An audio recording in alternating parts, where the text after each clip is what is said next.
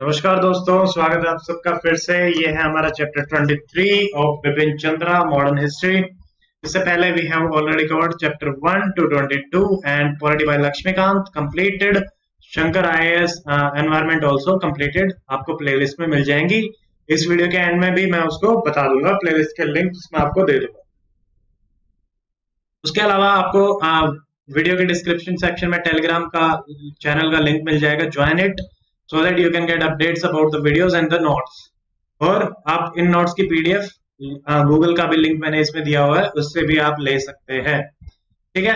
So before me, my name is doctor Amit and I have given UPSC mains 5 times and I have given UPSC interview 3 times and I qualified Haryana Civil Services examination of 2019। So let us start, चलिए शुरू करते हैं। देखिए, Karachi to Wardha ये chapter है 23। इसमें basically हमारा 1932 से लेकर 34 के बीच में क्या डेवलपमेंट हुई वो हम देखेंगे, क्योंकि गांधी जी को ने भगत सिंह वाले जो उनको सजा होने वाली थी उस टाइम पे, जब वो इरविन के साथ डील कर रहे थे तो उन्होंने नेगोशिएट नहीं किया, इसलिए उनको काफी प्रोटेस्ट का सामना करना पड़ा। और जब वो कराची जा रहे थे तो उनको black flags, first time in the history Gandhi ji was welcomed with black flags. ठीक है। कराची में सेशन हुआ जहां पे आपके fundamental rights, national economic programme बहुत इंपॉर्टेंट है, और स्वराज को डिफाइन किया गया। तो ये तीनों है, ऑप्शन में आ सकते हैं। कराची के सेक्शन में क्या क्या था, फंडामेंटल राइट, दिस 1 2 3 ऑल। उसके बाद ये स्वराज मासिस के लिए क्या है, इसको भी यहाँ पे अच्छे से बताया गया। 29 अगस्त 1931 गांधी जी सेकंड आरटीसी के लिए लंदन गए। Churchill called him seditious fakir and objected the negotiations. Gandhi ji second में ही गए थे, वन में नहीं गए थे, थर्ड में भी नहीं गए थे, कांग्रेस ने पार्टिसिपेट नहीं किया था। देन ब्रिटेन रिफ्यूज की basic Indian demand for freedom जो है वो उन्होंने रिफ्यूज कर दी, क्योंकि वो देना ही नहीं चाहते थे, अभी और रूल करना चाहते थे। And the British government plan for hard and immediate blow against any revival of the movement, वो नहीं चाहते थे। इसीलिए बाद में जब भी सिविल डिसोबीडियंस अपना शुरू हुआ था तो बाद में आरटीसी के बाद तो सिविल ब्लोज पे किया गया था और काफी हार्ड शिप से उसको डील किया गया था। It drafted a series of ordinances, sorry, क्योंकि बिना लॉ के तो वो काम ही नहीं करते थे, तो ऑर्डिनेंस लेके अच्छा virtual martial law under civilian control. 4 जनवरी 1932 को Gandhi ji was arrested and within a week all the leadership of Congress behind the bar. यही है आपका सिविल मार्शल लॉ। लोगों पे ज्यादा इफेक्ट नहीं पड़ रहा, पर उनके मूवमेंट को ही क्रश कर दिया गया, लीडर्स को अरेस्ट करके। कांग्रेस को डिक्लेयर कर दिया गया इलीगल, उसके फंड्स जो हैं वो सीज कर लिए गए सारे के सारे। ठीक है। फिर 1934 अप्रैल में inevitable decision to withdraw the movement, ये लेना पड़ा। सुभाष चंद्र बोस सरदार, इन्होंने कहा कि Mahatma Gandhi as a political leader has failed. Again Gandhi ji को इसी क्रिटिसिज्म का फिर से सामना करना पड़ा, जो कि नॉन कोऑपरेशन मूवमेंट उन्होंने चोरा चोरी की बात लिया था, तभी लोगों को यही लगा था, but this is not the reality.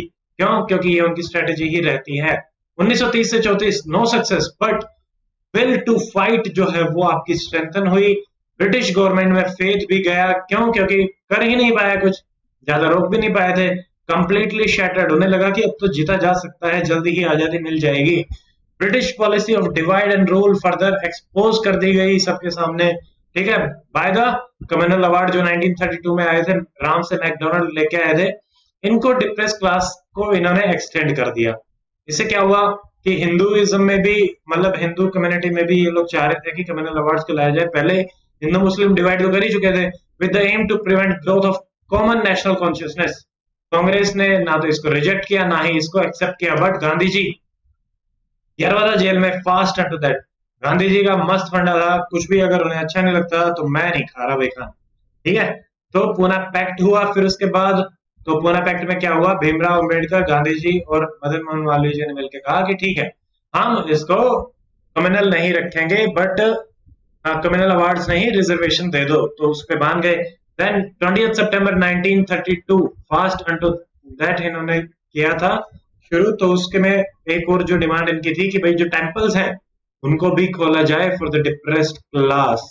ठीक है। तो इस पे भी इन्होंने फोकस किया। रविंद्रनाथ टैगोर ने इस बात पे कहा कि it is worth to sacrificing precious life for the sake of India's unity and her social integrity. Now for 2 years he campaigned for untouchability, कि भाई इसको खत्म किया जाए। नवंबर 1933 से जुलाई 1934 तक 9 महीने का इंटेंसिव हरिजन टूर किया इन्होंने, collecting money for Harijan Sevak Sangh to remove untouchability. ठीक है, और फिर यहाँ पे ऑर्थोडॉक्स और जो सोशल रिएक्शनरीज थे आपके, जो पुराने विचारधारा वाले थे, उन्होंने गांधी जी को भी अटैक किया, उनको भी एंटी हिंदू यहाँ पे बोला गया। And they seek government support कि भाई गवर्नमेंट टेम्पल एंट्री बिल को डिफीट करे। So government defeated temple entry bill. ठीक है, तो कैसे एक कॉम्प्लेक्स रिलेशन से चल रहा है, गांधी जी चाह रहे हैं, बाकी लोग नहीं चाह रहे थे, फिर भी वो खड़े हुए थे। Entire campaign was based on humanism and reason. उन्होंने कहा कि शास्त्र जो है वो प्रिस्क्राइब ही नहीं करते अनटचेबिलिटी, अगर करते हैं तो इनको भी इग्नोर करो। गांधी जी ने कहा कि हिंदुइज्म को मरना पड़ेगा अगर अनटचेबिलिटी जीवित रहती है, और अनटचेबिलिटी को मरना पड़ेगा if Hinduism is to live. Strong theme of penance explains a wide acceptance of the reservation for SC/ST, और आपका ये पोस्ट इंडिपेंडेंस भी यही कंटिन्यू हुआ। ठीक है, but the issues of intermarriage is different than untouchability. तो इस पे गांधी जी का थोड़ा सा विचार जो है वो थोड़ा सा अलग है। वो चाहते हैं कि कास्ट खत्म ना हो बट अनटचेबिलिटी खत्म हो जाए, जबकि भीमराव अम्बेडकर का है एजिटेट, एजुकेट और organise to abolish the caste. उन्हें चाहिए कि कास्ट ही खत्म हो, but issue of intermarriage is different according to Gandhi, and he distinguished कि abolition of caste और untouchability दोनों अलग अलग चीज हैं। Gandhi ji was opposed to exercising compulsion even on the orthodox matters। जबरदस्ती कहीं नहीं होनी चाहिए, वरना वो जो चेंज होता है social change, it will not be for the longer period of time, छोटे टाइम के लिए रहता है। हरिजन मूवमेंट जो हमारा है was not a political and it was to purify Hinduism and the Hindu society। But इससे हमने क्या देखा कि पॉलिटिकल कॉन्शियसनेस जो थी वो ज्यादा बढ़ी, और the participation of the Harijans also increased in the national movement, constructive works as well as peasant movement में भी, क्योंकि पीजेंट्स आपके ज्यादातर हरिजन होते थे। So that was the reason. तो ये हुआ हमारा चैप्टर। अब इस सीरीज में हमारा जो आखिरी चैप्टर रहेगा वो है स्ट्रेटेजिक डिबेट।